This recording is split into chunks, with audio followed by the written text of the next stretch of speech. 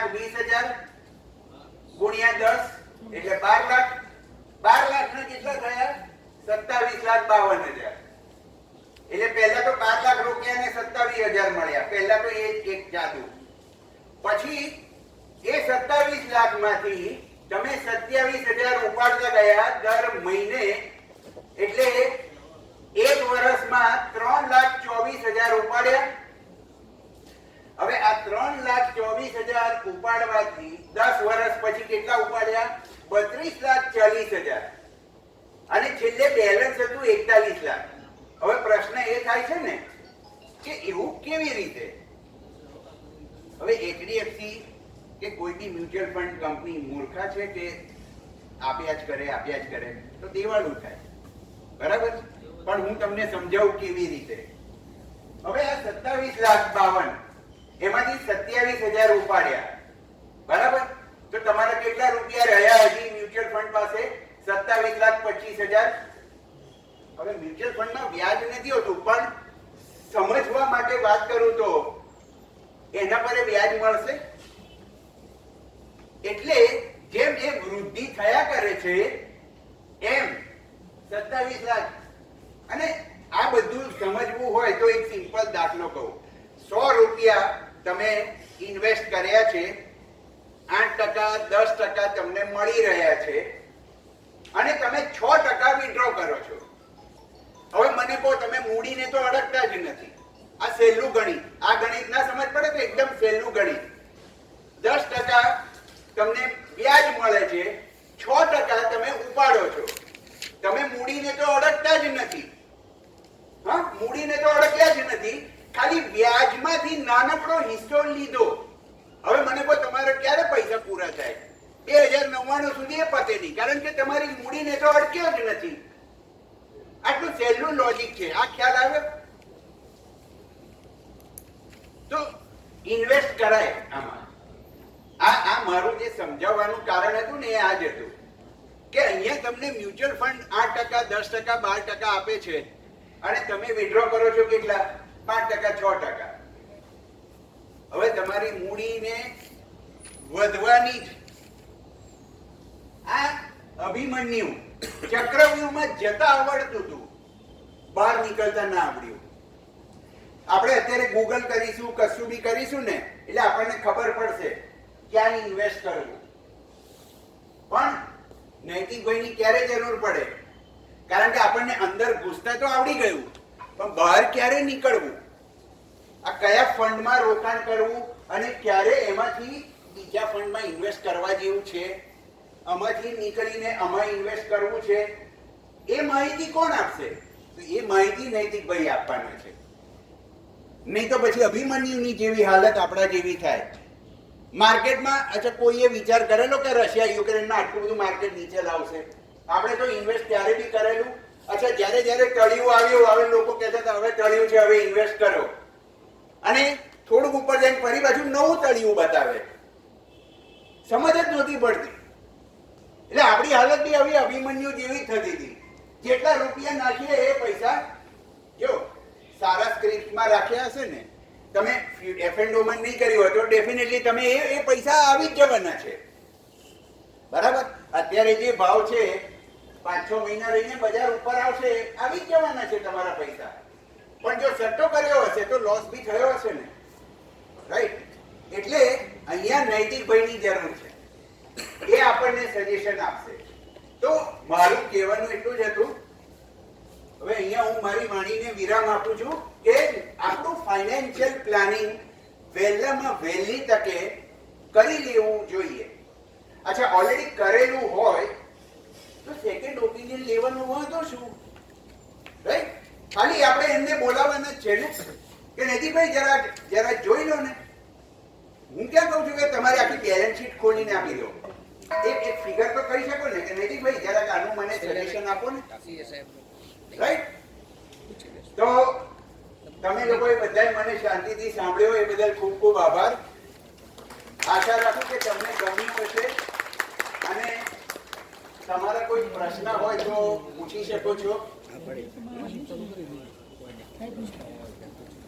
Hello, આપણા વતી કોઈને કઈ પ્રશ્ન હોય તો પૂછી શકે છે. તો માઇક એમની પાસે લાવીશ, તો હાથ ઊંચો કરજો.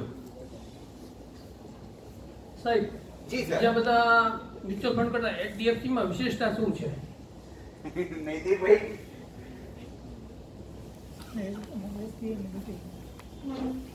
એચડીએફસીમાં વિશેષતા એવું નથી. કેમ કોઈ દવા લો ફાર્માસ્યુટિકલ કંપની, તો ઝેડએસ કેટલાય દવા બનાવતી હોય, સન ફાર્મા દવા બનાવતી હોય. તમારી જરૂરિયાત શું છે ને એ પ્રમાણે એ કંપનીમાં સારી દવા અવેલેબલ હોય તમે લઈ શકો.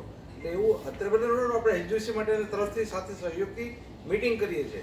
પણ ઘણી જરૂરિયાત તમારી અલગ હોય એ પ્રમાણે જે સ્કીમ તમને સુટેબલ થતી હોય લઈ શકાય. કેમ ભાઈ બીપી હોય તો તમને કેટલાની દવા સુટેબલ થતી હોય, ડાયાબિટીસ હોય તો સનફાર્માસ્યુટિક્સની દવા સારી પડતી હોય.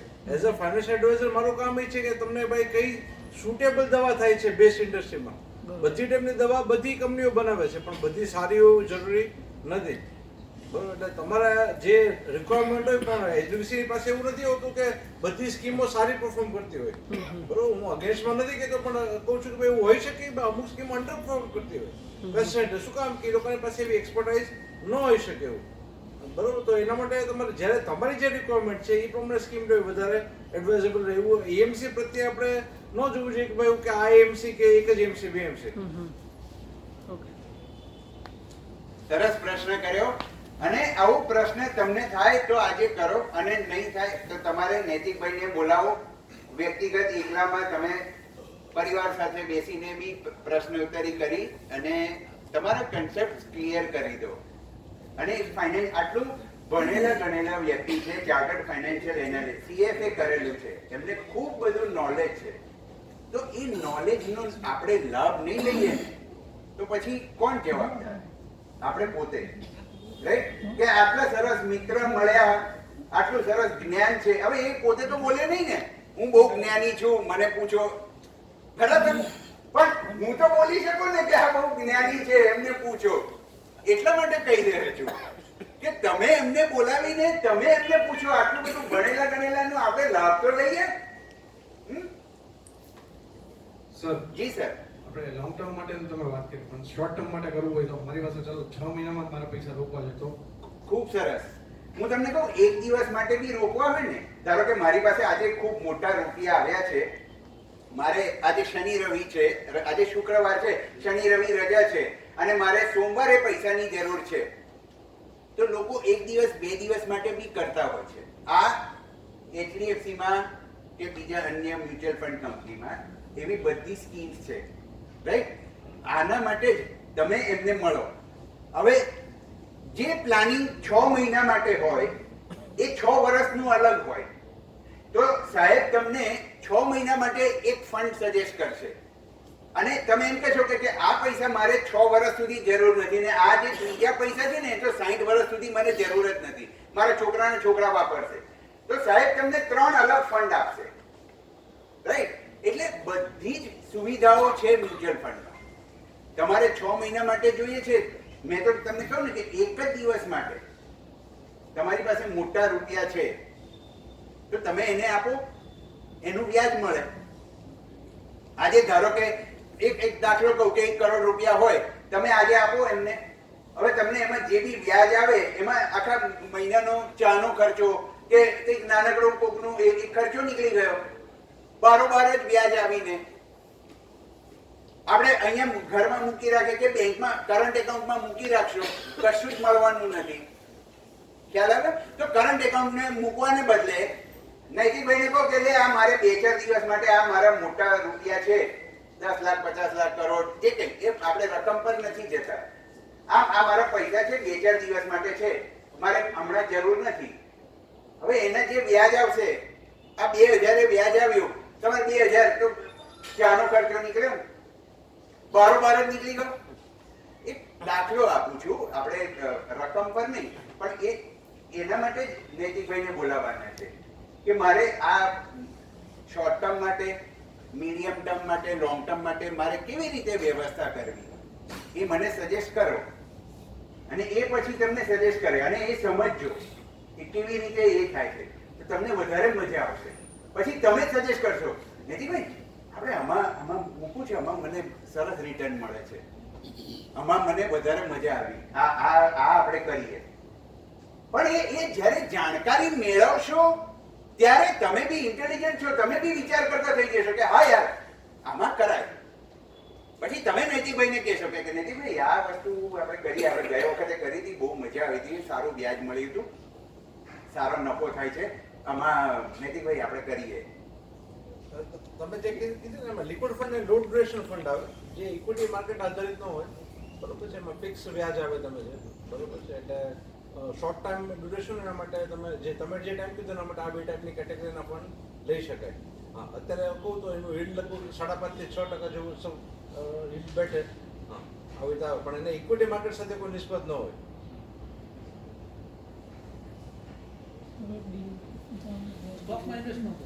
સ્ટોકમાં ઇન્વેસ્ટમેન્ટ ન કરે, એમ કે જો ટાઈમ ફ્રેમ શોર્ટ છે તમે સ્ટોકમાં ઇન્વેસ્ટમેન્ટ કરે એવું ફંડ ન લેવાય. હા, કેમ અહીંથી આપણે એક્ઝામ્પલ તો અહીંથી આપણે નારી ચોકડી જવું છે તો સ્કૂટરમાં જઈ શકાય, સાયકલ ઉપર જઈ શકાય, અમદાવાદ જવું છે તો કારમાં જઈ શકાય, બસમાં જઈ શકાય, ટ્રેનમાં જવાય, લંડન જવું છે તો પ્લેનમાં જવું જોઈએ. એમ દરેકના માટે વાહન અલગ અલગ આવે. એમ કહો ને કે આમાં તમારે જે ટાઈમ ફ્રેમ છે એ પ્રમાણે તમે સ્કીમ અલગ અલગ લેવી જોઈએ. ઘણા જણા ભૂલ કરે છે કે ભાઈ કે 3 મહિના માટે 6 મહિના રોકવાની ઇક્વિટીમાં રોકી નાખે, બરોબર, તો એમ ન કરવું જોઈએ. એટલે આમાં એક બહુ મોટી મહત્વની વાત છે, મ્યુચ્યુઅલ ફંડમાં ટાઈમ હોરાઇઝનને મહત્વ આપવું જોઈએ. તમે ગોલને મહત્વ આપવું જોઈએ. હા, હવે આપણે 6 મહિના કીધા તો એમાં ગોલ છે 6 મહિના પછી પૈસા રિક્વાયરમેન્ટ છે, બરોબર. હા, ધારો કે ટેક્સમાં હોય તો એ 3 વર્ષ માટે ક્લોઝ થઈ જાય. તો જો ટેક્સમાં હોય તો એ આપણું એક મેન્ટાલિટી અલગ છે. ટેક્સ માટે 3 વર્ષ માટે ક્લોઝ છે, 3 વર્ષ પછી પૈસા ઉપર લઈએ. પછી ટેક્સ ઓવર ફંડમાં રોકવું છું, ઇક્વિટી ઓરિએન્ટેડ ફંડ આવે, તો એને 3 વર્ષના હોરિઝન થઈને એમાં રોકો જ નહીં. હા, એને લોંગ ટર્મના હોરિઝન થી રોકો તો મેં તો તમને ફાયદો મળે. ટેક્સમાં ફાયદો મળે જ છે, પણ થોડું હોરિઝન થોડોક ટાઈમ ફ્રેમ વધારો. ઇક્વિટીમાં રોકવા માટે 3-4 વર્ષનું હોરિઝન ઘણું નાનો કહેવાય. શોર્ટ ટર્મમાં હાઈ રિટર્ન્સ કે એવું પોસિબલ એવો કોઈ ફંડ છે? એટલે એવું ફંડ કે તો એ ખોટી વાત છે, બરોબર. હા, જો મળે બી ખરા, પણ ના મળ્યા તો તમે નૈતિકભાઈને પૂછો કે આવું એના કરતા એ સેફ રહેવું. તમારા કયા પૈસા છે? હવે તમે એમ કે મારે ફરવા જવા માટે પૈસા મૂકવા છે અને શોર્ટ ટર્મમાં કદાચ જેકપોટ લાગી જાય એવું કરું છું, માર્કેટ કરેક્શન થઈ ગયું છે અને તમે રોકવા છે તો એ પર્પઝ માટે રોકી શકો. બિઝનેસના પૈસા હોય, તમારા માટે કોઈ ચિલ્ડ્રન્સના એજ્યુકેશન માટેના પૈસા હોય કે 6 મહિના પછી ફી ભરવી છે તો એના એવા પૈસા એમાં ન રોકી શકાય. એટલે તમારો ગોલ શું છે મેં જે કીધું કે એ પ્રમાણે પૈસા રોકાય. ભાઈ ગોલ તમારો કેનો છે? હવે એક્ઝામ્પલ આપું, કોઈના ચિલ્ડ્રન્સ છોકરા એજ્યુકેશન માટે 5 વર્ષ પછી પૈસા જોઈએ છે તો પણ હું એને equity oriented pure equity oriented fund ન સજેસ્ટ કરું. શું કામ કે એને પોસ્ટપોન ન કરી શકીએ આપણે. હા, માનો કે કોઈ કોલેજમાં આવે છે ત્યારે ફી માટે પૈસા ભેગા કરે છે તો એક ત્યારે જોવે છે ત્યારે એવું ન કહી શકાય કે માર્કેટ નીચે છે તો હમણાં 2 વર્ષ આપણે એજ્યુકેશન પોસ્ટપોન કરીએ. જ્યારે તમે ફરવા જવાનું હોય તો પોસ્ટપોન થઈ શકે. હા, એટલે તમારો ગોલ શું છે એ પણ ડિસાઈડ કરાય. પણ ગોલ હોય તો પણ 6 મહિના, વર્ષ માટે, ઇવન 3-4 વર્ષ માટે સુધીના ઇક્વિટી ઓરિએન્ટેડમાં પૈસા ઇન્વેસ્ટ આઈડિયલી ન કરે. ગોલ્ડ ETF આવે. ગોલ્ડ ETF ઘણું સારું છે. ગોલ્ડ ETF માં તમે ચોક્કસ રોકાણ કરી શકો. અને ગોલ્ડ ETF એના માટે છે કે તમારે ફિઝિકલ ગોલ્ડ, આજે ફિઝિકલ ગોલ્ડ લો ને એટલે તમારે કાં તો તિજોરીમાં મૂકી રાખવું પડે, કાં એનો પછી સંગ્રહ કરવાનો, એને સાચવવાનો, અને પછી જ્યારે એમાંથી કોઈ ઘરેણાં બનાવો ત્યારે એ ઘરેણાં બનાવવાનું, એટલે એ બધું બરાબર. પણ તમે ગોલ્ડ ETF માં રોકાણ કર્યું તો ગોલ્ડ ETF લગભગ સાથે સાથે ચાલતું હોય છે ગોલ્ડના ભાવથી, બરાબર. એટલે આજે ગોલ્ડનો ભાવ 50,000 છે તો ગોલ્ડ ETF નો આશરે 50,000 ની આસપાસ હોય. માનો 10 વર્ષ પછી, 20 વર્ષ પછી ગોલ્ડનો ભાવ 2 લાખ થઈ ગયો તો આ ગોલ્ડ ETF બી લગભગ 2 લાખ ની આસપાસ પહોંચી ગયો. હવે તમારે એમ હોય મારે દીકરીના મેરેજ કરવા છે 10 વર્ષ પછી, 15 વર્ષ પછી, પણ ગોલ્ડ, હવે આ ગોલ્ડ તમે ETF લીધું એટલે તમારે ડીમેટમાં કે તમારા મ્યુચ્યુઅલ ફંડમાં, ગોલ્ડ ફંડમાં રોકાણ કર્યું એટલે તમારી પાસે હોય. ના ચોરી થવાનો ભય, ના પેલા કઈ ધરતીકંપ થયો, આગ લાગી, પૂર આવ્યું, કોઈ ચિંતા નહીં. કેમ? કારણ કે એ ડીમેટ ફોર્મમાં છે, રાઈટ. એટલે ગોલ્ડ ETF, ગોલ્ડ ફંડ. હવે આ મ્યુચ્યુઅલ ફંડ છે, હવે તમારી ચિંતા નહીં, ચોરી થઈ ગઈ એની ચિંતા નહીં. રોકડા રૂપિયા રાખ્યા હોય તો ચિંતા. એના જેવું છે કે રોકડા રૂપિયા રાખ્યા છે તો ક્યાંક ચિંતા છે, બેંકમાં રાખ્યા છે તો ક્યાંક ચિંતા છે કે મારા એકાઉન્ટમાં કોઈ ગડબડ કરીને કોઈ મારા ઉપાડી નહીં લે ને. પણ મ્યુચ્યુઅલ ફંડમાં રાખ્યા હોય, હવે મને સાહેબનું ખબર પડી બધી, બરાબર. હવે હું ઉપાડવા જઉં છું તો એ સાહેબના જ ખાતામાં જશે, મને તો મળશે નહીં. તો પછી મને શું રસ હોય? એમના ખાતામાં જે બી મ્યુચ્યુઅલ ફંડ છે મને ખબર પડી ગઈ, કશું બી પાસવર્ડ ને એ બધું ખબર પડી, હું કશું તો કરી નથી શકવાનું. બહુ તો હું કઈ ગડબડ કરું તો એ ઉપાડી લીધા મેં, ચલો માન્યો, તો એમના જ ખાતામાં જમા થઈ જશે. તો મને તો કશું મળ્યું જ નહીં. એટલે મને પછી એ મ્યુચ્યુઅલ ફંડમાં ગડબડ કરવાનું મને મન ના થાય. એવી રીતે ETF જે છે તમે કહ્યું, સાહેબ તમને વધારે સમજાવશે ETF ને ગોલ્ડ ફંડમાં શું છે. મારે છે ને આમાં જ્યારે હું IAP લેતો હોઉં ને એટલે અમારે સેબીના ગાઈડલાઈન પ્રમાણે મારે કોઈ સ્કીમ વિશે કોઈ ફંડ વિશે મારાથી બોલાય નહીં.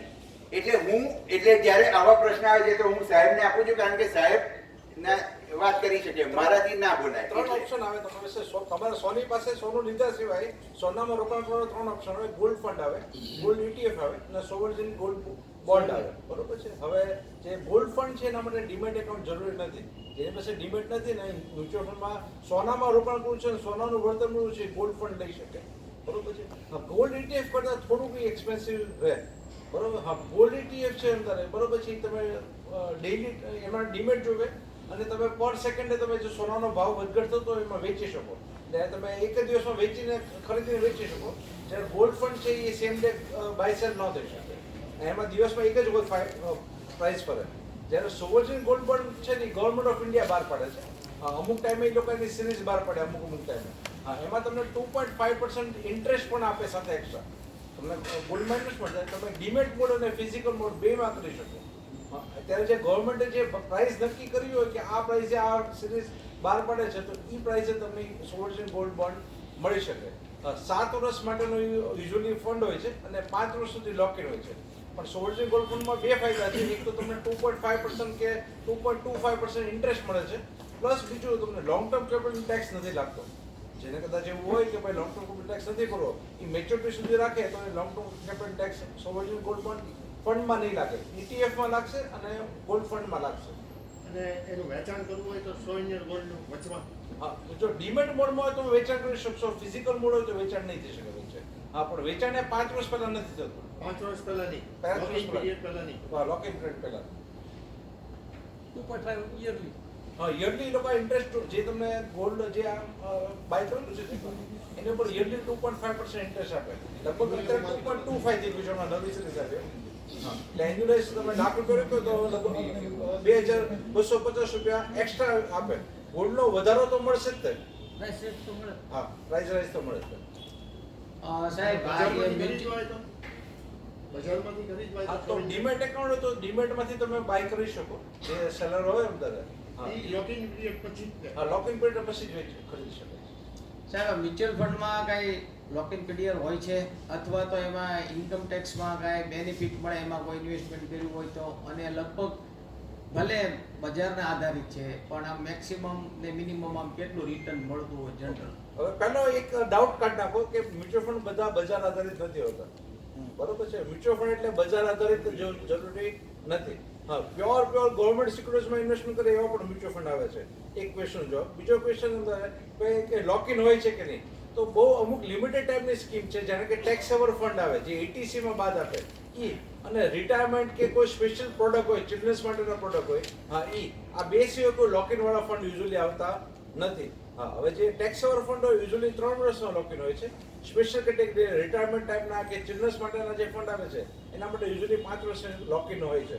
હા, આની સિવાય નોર્મલ જે ફંડ બધા રોકો છો એ બધા ઓપન હોય. આજે રોકીને કાલે નીકળી શકો અંદર, પણ અમુકમાં એક્ઝિટ હોય.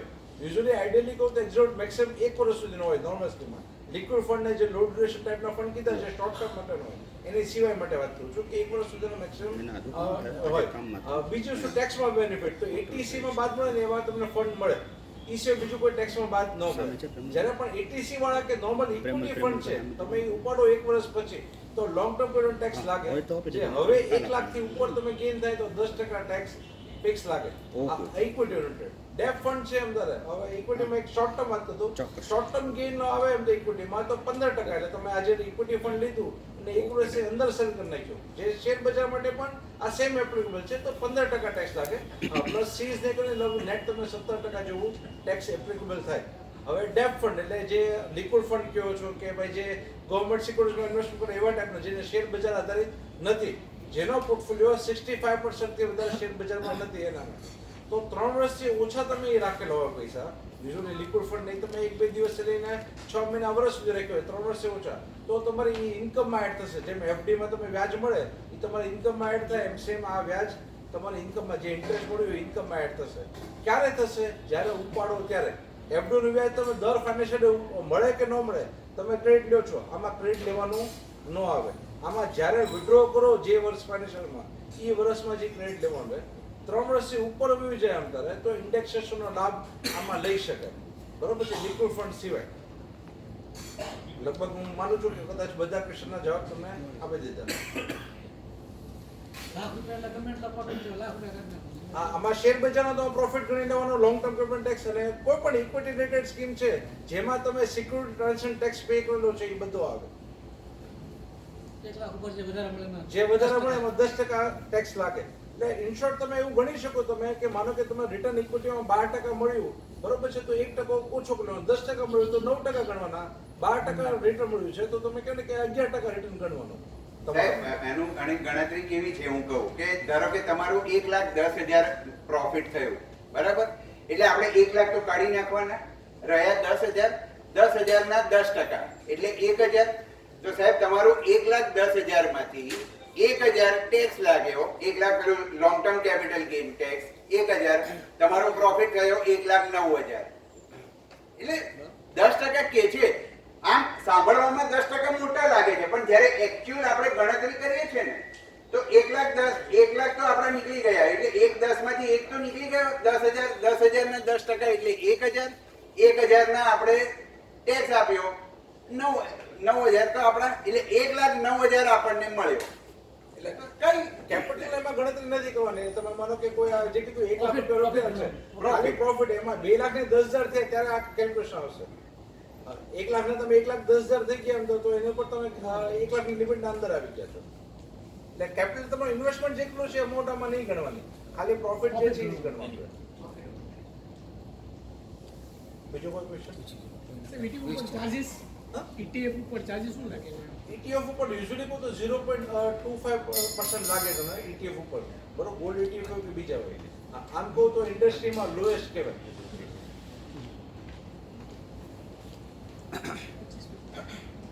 ગોલ્ડ ETF સિવાય તે બીજા ઇક્વિટી ઓરિએન્ટેડ ETF આવે છે એવું નથી કે ખાલી ગોલ્ડ ના આવે છે બરોબર છે તમે ઇક્વિટી ઓરિએન્ટેડ માનો કે નાસ્ડેક નો ETF લેવો હોય નાસ્ડેક ના સ્ટોક તેમાં જે નાસ્ડેક માં જે મૂવમેન્ટ થાય એ તમે ETF એ લીધો જે પ્રમાણે તમારા પૈસાનું મૂવમેન્ટ થાય એવી રીતે BSE 100 લીધું તો BSE 100 ઇન્ડેક્સમાં જે મૂવમેન્ટ થાય એ પ્રમાણે તમારું અહીંયા મૂવમેન્ટ થઈ શકે એટલે એક BSE 100 તો તમે ETF લીધો હોય એક તમે થોડાક પૈસામાં તમે બરોબર છે યુઝ્યુઅલી કહો તો મિનિમમ 5 રૂપિયામાં BSE 100 ના બધા સ્ટોકમાં તમારો ગ્રોથનો પાર્ટિસિપેશન લઈ શકાય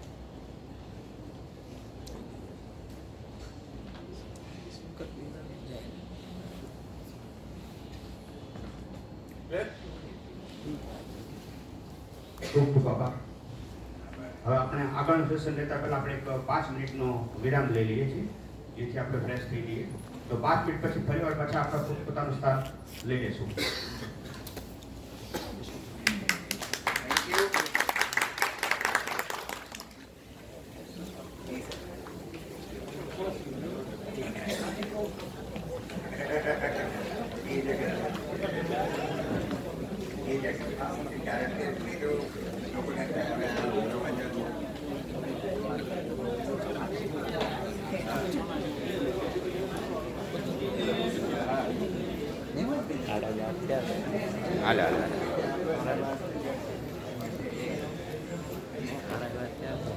એ તો બે બીજું